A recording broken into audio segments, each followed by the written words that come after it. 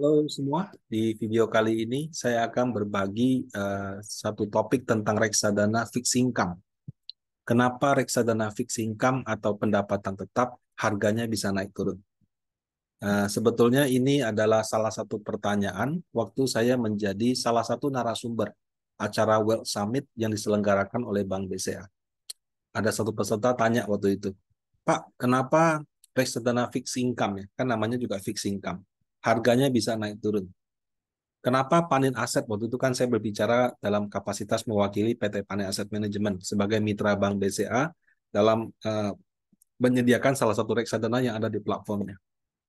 Mengapa yang peserta tanya, Panin Aset tidak membuat reksadana yang harganya selalu naik gitu dengan cara fokus saja Pak di reksadana, di obligasi korporasi gitu. Kenapa tidak bikin yang seperti itu? Toh kalau kita lihat itu peminatnya banyak sekali gitu. Nah, harus diakui memang saat ini ada beberapa reksadana yang ada di pasaran yang dia punya obligasi korporasi sangat dominan. Dan tidak hanya itu, fluktuasi pasarnya itu juga hampir tidak ada. Dan kalau kita lihat grafiknya seperti garis lurus gitu. Nah, yang seperti itu somehow sangat disukai oleh para investor. Kenapa? Karena orang kita mentalnya deposan. Kalau dia lihat garisnya mulus, tidak ada resiko naik turun, wah itu dianggapnya sebagai reksadana yang sesuai dengan dia punya profil resiko. Uh, Waktu itu saya jawabnya seperti ini. Jadi saya tidak dalam konteks mempromosikan ya atau menjelekkan produk-produk yang ada. Saya cuma jelaskan kira-kira seperti ini. Kalau misalkan saya jadi manajer investasi ya yang kelola fund dan harus buat produk yang satu fixed income, dua garisnya lurus, itu saya harus melakukan dua hal. Ya. Hal pertama adalah mayoritas atau semua ada di obligasi korporasi. Jadi harus obligasi korporasi. Kenapa? Ya, ada beberapa pertimbangan. Obligasi korporasi itu umumnya jangkanya lebih pendek, 1 tahun, 3 tahun. Kebanyakan obligasi 1 dan 3 tahun. Ada beberapa yang 5 dan 7, tapi sangat jarang. Mungkin dari 10, dari 20 emiten mungkin cuma satu atau dua yang ada 5 dan 7 tahunnya. Selebihnya itu kebanyakan 1 dan 3. Eh, 3 dan 5 ada juga ya. Tapi biasanya yang limanya lebih kecil. Kenapa? Ya saya juga nggak tahu. Tapi kalau saya lihat faktor di supply demand untuk orang Indonesia itu terus terang 3 tahun tuh orang masih bisa tunggu. 5 tahun buat sebagian orang atau sebagian korporasi terlalu panjang. Jadi kalau 5 tahun bukan pemerintah, biasanya agak susah jualannya. Tetap bisa sih kalau ratingnya bagus sekali, dia punya apa underwriternya jago gitu ya, biasanya tetap bisa. Tapi ya itulah tidak banyak gitu. Uh, Pertama, kita harus beli obligasi korporasi yang jangkanya pendek 1 sampai 3 tahun. Kalau bisa sih sekitaran 3 tahun, gitu ya. Nah, obligasi yang jangkanya pendek karena sudah mendekati jatuh tempo, harganya itu makin mendekati 100. Sehingga kalau ada fluktuasi, ada ya, tapi tidak banyak lagi. Kenapa nggak obligasi pemerintah, Pak? Betul, obligasi pemerintah juga ada yang 3 tahun, 5 tahun, 4 tahun gitu. Bahkan sekarang yang seri benchmark juga ada yang 2 sampai 4 tahun. Kalau nggak salah ada yang sukuk syariah gitu. Nah, yang jadi masalah obligasi pemerintah itu karena aman, aduh kuponnya itu terlalu kecil. Bahkan bukan tidak mungkin kalau Bapak Ibu dapat special rate di bank itu bunganya bisa lebih besar daripada obligasi pemerintah yang 2 3 tahun. Jadi sangat tidak kompetitif. Fluktuasi juga tetap ada gitu. Nah, kan tadi satu ya, saya kalau mau garisnya lurus harus banyak di obligasi korporasi. Dengan memperbanyak di obligasi korporasi, saya terpapar pada satu resiko, yaitu gagal bayar. Um, Kalau kita lihat di Indonesia, memang sih dari yang diterbitkan sama yang gagal bayar itu persentase gagal bayar bisa dibilang kecil, tapi ada.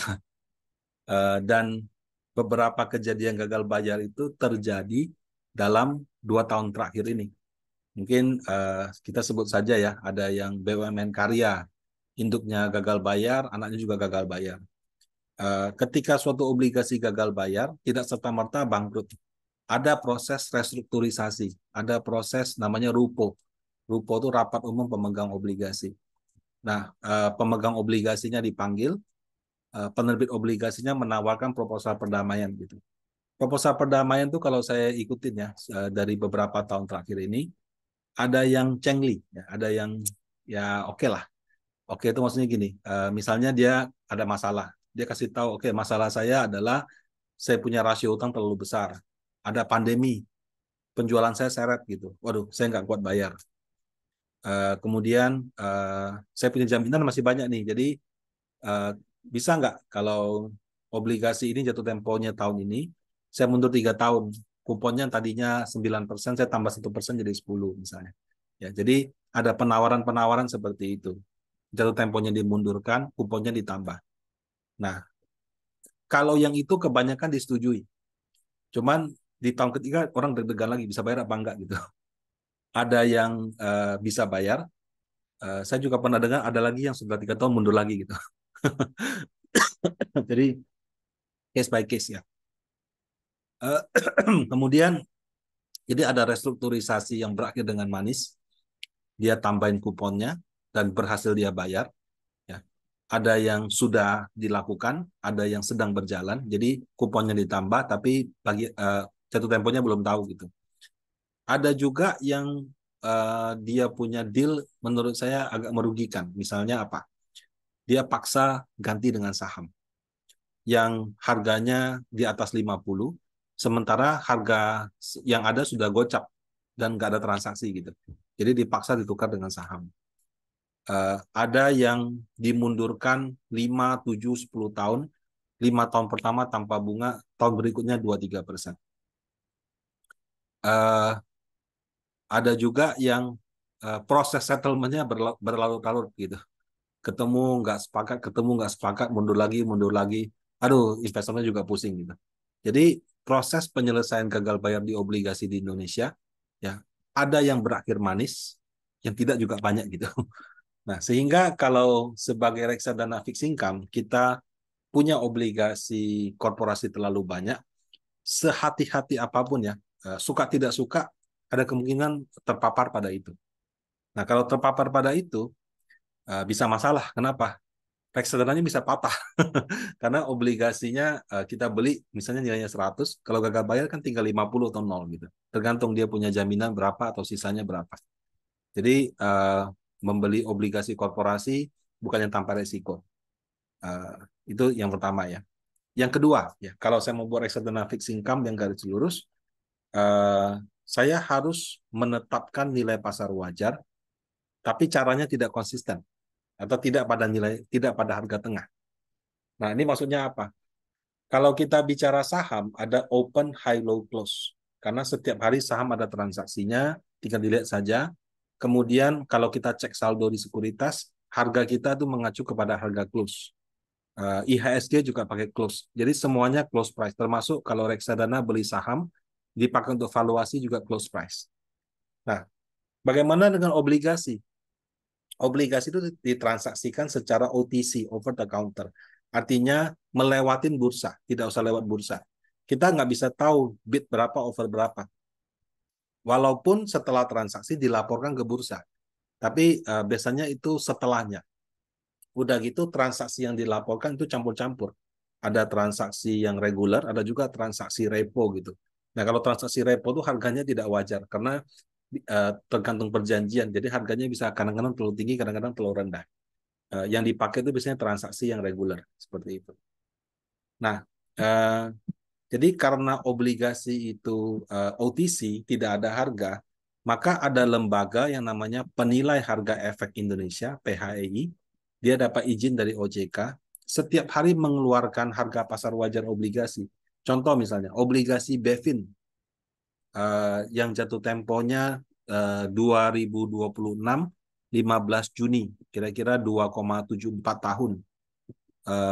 Ratingnya double A minus. Fair yield-nya 7,49. Nah, jadi menurut si PHEI, obligasi biasanya dia pakai rating sih. AA minus dengan jatuh tempo 2,74 tahun pada tanggal 20 September itu adalah 7,49% atau 7,5%. Dengan kuponnya ya itu kira-kira setara dengan fair price 98,78. Ya, jadi ini fairnya. Kemudian dia juga memberikan dua referensi. Fairnya 98,78, high-nya 100,08, selisihnya kira-kira 1,3%, low price-nya 97,48, juga 1,3%. Jadi fair price plus 1,3, fair price minus 1,3%. Nah, harga ini artinya apa, Pak? Ini dipakai untuk dua hal, transaksi dan valuasi. Jadi kalau misalkan reksadana mau beli atau jual, tergantung sih. Kalau jual belinya di antara reksadana, misalnya Panin Gebiar Indonesia 2 mau jual Bevin ke Panin Dana Utama Plus 2 misalnya. Itu harus ikut dalam range itu. Karena itu terjadi di antara reksadana di bawah MI yang sama. Tapi kalau saya jual keluar, Panin saya jual ke market, di luar range itu tidak apa-apa, tapi harus menguntungkan bagi reksadana, mau beli ataupun jual. Jadi kalau misalkan tadi harga terendahnya 97,4, kalau saya bisa beli di harga 97,4, oke. Beli di harga 98, oke nggak? Oke juga. Tapi jangan beli di harga 100,1. Kenapa? Karena tertingginya 100,08. Ibaratnya harga yang wajar itu 100,08, kamu kok bisa beli misalnya 101%. Gitu. Ada apa? Nah, itu akan menyebabkan eh, reksadana berpotensi ditanya sama OJK. Kenapa harga wajarnya 100,08 kamu beli di 101? Jadi pas di audit itu mungkin akan jadi pertanyaan. Masalah nggak? Ya tergantung bagaimana penjelasannya. Sebab kalau dia di atas harga wajar, artinya dia sudah merugikan reksadana. Kalau dia beli. Kalau jual nggak apa-apa. Kalau misalnya harga tertingginya 100,08, saya bisa jual 102, ya ada orang nggak ngerti harga. Saya jual aja, nggak apa-apa. Nah, tapi menjadi masalah kalau transaksinya dilakukan sesama reksadana. Kalau reksadana MI yang sama jual di harga 102, yang jual untung, yang beli rugi, yang beli nanti jadi pertanyaan, kenapa kamu beli di harga yang sangat tinggi gitu. Nah, seperti itu. Nah, jadi itu dipakai untuk referensi harga transaksi, biasanya diusahakan dalam range itu. Dan harga ini keluarnya sore harinya jam 4, sekitar jam 4 gitu. Transaksi kan tidak mungkin jam 4, pasti pagi atau siangnya gitu. Jadi yang digunakan adalah harga PHEI H-1. Jadi kalau untuk transaction, lihatnya yang kemarin. Gitu. Range-nya sih cukup lebar, jadi nggak terlalu masalah. Kemudian harga tadi juga dipakai untuk valuasi. Ya. Nah kalau valuasi itu maksudnya menghitung NAB. Jadi pada saat reksadana menghitung NAB, misalnya dia punya obligasi yang tadi, Bevin tadi, dia tunggu jam 4 sore. Oh, si IPPA keluarkan. Ada 98,7 di fair, 100,8 di high, 97,4 di low. Nah, kalau misalkan saya pakai 98,7, saya pakai fair, dan kebetulan reksadana ini 100% ada di obligasi itu, maka kira-kira NAB-nya 987. Nah, kalau saya pakai harga high 100,08, berarti kira-kira 1008. Kalau saya pakai low 974, berarti ini 974. Ini maaf ya, 970. Nah, jadi ini yang terus terang unik, hanya ada di obligasi. Uh, 3 reksadana punya obligasi yang sama-sama 100%, tapi NAB-nya ada yang 987, ada yang 1008, dan 974. Langgar aturan nggak? Enggak. Karena dalam range PHI. Gitu. Nah, yang saya maksud dengan penentuan nilai pasar wajar itu begini Bapak Ibu. Jadi harga high, low, dan fair tadi saya grafikin. Cuma kali ini saya pakai obligasi TBLA ya. Kebetulan yang saya ada datanya yang TBLA 6 bulan terakhir per September. Jadi bukan yang Bevin lagi ya, ini yang TBLA ya. Mohon maaf, saya lagi cari yang Bevin, gak ketemu datanya. Jadi saya pakai TBLA. Jadi ini sama kayak tadi, ini harga fair, ini harga low, ini harga high. Nah, apakah kalau saya konsisten pakai harga high, saya punya reksadana garis lurus? Tidak. Mau pakai high, pakai low, pakai fair, akan naik turun. Ya. Jadi dia tidak menjamin kalau kamu punya reksadana itu akan akan garis lurus gitu. Supaya bisa garis lurus, caranya seperti ini Bapak Ibu. Anggap saya beli di titik ini, fair. Katakanlah di harga 102 gitu ya. Nah, kemudian saya kan mau lurus tuh supaya grafik saya bagus, investor suka.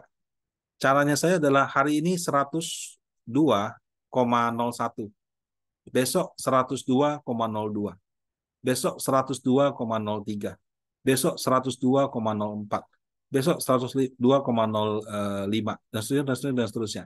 Jadi saya akan value dengan harga yang setiap hari naik, ya, setiap hari naik sepanjang dalam range ini.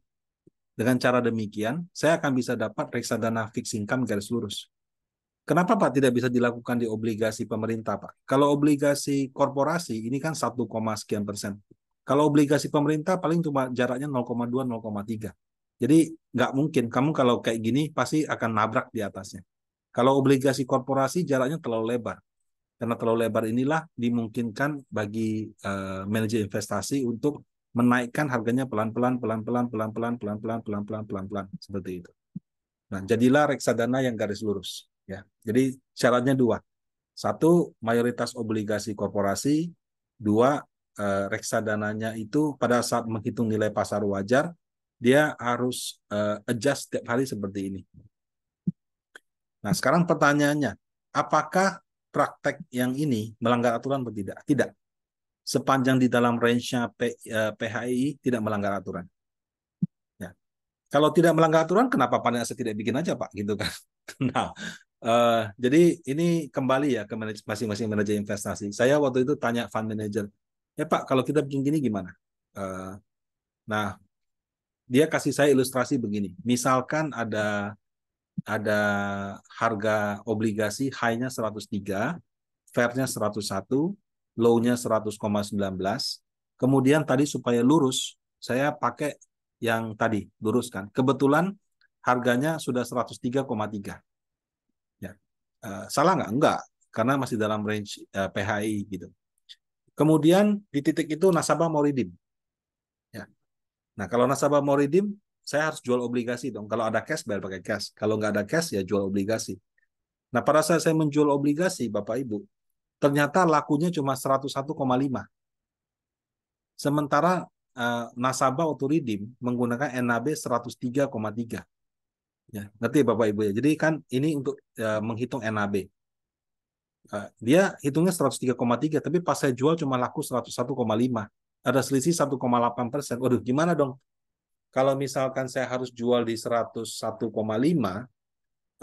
sorry, saya cuma bisa dapat di 101,5, kemudian saya harus bayar redemption 103,3, misalnya redemptionnya 1M, berarti saya harus jual lebih dari 1M. Kalau nggak cukup cashnya untuk bayar ke nasabah gitu. Nah, kalau misalnya saya jual lebih dari 1M, cukup untuk bayar, oke nggak? Oke. Tapi kok saya merasa kalau dilakukan seperti ini, kayaknya kok pemegang yang lama agak kurang fair ya gitu. Ini hanya rasanya aja ya.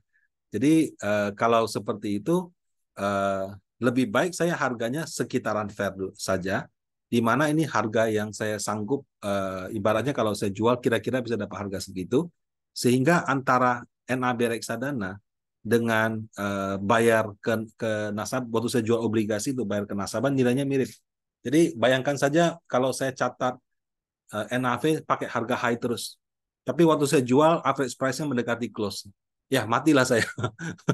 Orang redeem dengan harga high, tapi saya bayar dengan jual dengan close. Otomatis harus jual lebih banyak gitu. Kalau ini tergantung ya. Jadi MI-nya merasa dari pengalaman selama ini, kemampuan atau bukan transaksi yang dia lakukan selama ini biasanya itu terjadi di sekitaran harga fair dan low.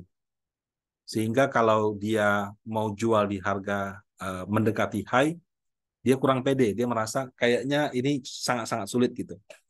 Jadi akhirnya dia bilang kalau begitu kita pakainya yang jangan yang kayak tadi deh, ngikutin harga market aja. Market naiknya naik, turunnya turun gitu.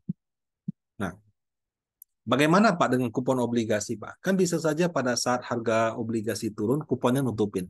Betul, bisa gitu ya. Tapi kupon itu terbatas Bapak Ibu. Jadi kita lihat ya, misalkan asumsi ada obligasi kuponnya 12%, ini sudah luar biasa tinggi. Kalau 12% dibagi dengan 365, itu 0,03% per hari. Kalau misalnya harga obligasinya turun lebih dari 0,03%, ya tetap saja akan turun grafiknya. Nah, kalau kita lihat grafik ini, dari 103 turun ke 102, 1%. Per harinya cuma 0,03%. Nggak cukup untuk nutupin itu. Ya. Dan semakin tinggi kupon obligasi, biasanya dia punya resiko juga semakin besar gitu. Nah, jadi kira-kira itu. Nah, kalau saya rekap kembali, untuk punya reksadana yang garis lurus, itu dua syarat. Satu, mayoritas atau mungkin semua di obligasi corporate. Dua, penetapan nilai pasar wajarnya tidak konsisten. Artinya dia tidak pakai pakem high, low, atau fair, tapi dia akan bikin harga, maksudnya kita harus bikin harga yang setiap hari naik atau tidak turun, dan mengupayakan atau apa namanya, kita harus meyakini bahwa ketika kita tetapkan harga segitu, kita bisa jual obligasi dengan harga yang sama juga gitu. Nah, atas dua hal ini, setelah diskusi dengan tim manajer investasi, menurut dia kalau yang nomor satu, oke lah, ada gagal bayar, kita bisa tangani dengan diversifikasi. Kita bisa tangani dengan kalau beli perusahaan lebih hati-hati, walaupun tidak bisa 100% gitu.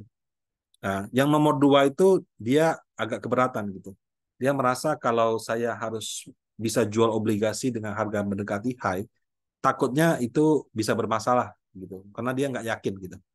Nah, tapi kalau misalkan teman-teman MI lain memang mungkin kemampuan dalam mengelola reksadana fixed income lebih baik, dia selalu yakin bisa jual di harga high gitu, ya tidak apa-apa, terserah aja sih. Jadi selama dia yakin bisa jual obligasi dengan harga antara mendekati high atau fair dan high, ya silakan-silakan saja gitu. Nah, kalau manajer investasi tempat saya bekerja, mereka merasa kayaknya lebih nyaman di harga fair gitu, fair atau sedikit di bawah fair. Karena pada prakteknya yang kami dapat ya, sekali lagi kami ya, tempat lain belum tentu ya, harganya di sekitaran itu. Nah, jadi kira-kira seperti itu. Alasan kenapa di Panin Asset Management tidak ada reksadana fixed income yang garisnya bisa mulus-mulus gitu. Bukan berarti yang lurus itu melanggar aturan, hanya saja setelah kita lihat lebih mendalam, kelihatannya tidak sesuai dengan profil ataupun strategi mengelola reksadana tersebut. Mau pilih yang garis lurus, silakan. Mau beli yang ngikutin fluktuasi pasar juga silakan, sepanjang sudah mengerti resikonya. Demikian, bukan rekomendasi buy, sell, atau hold, dan juga tidak bermaksud untuk menjelekkan ataupun memuji produk-produk yang ada di pasar. Demikian dari saya, terima kasih.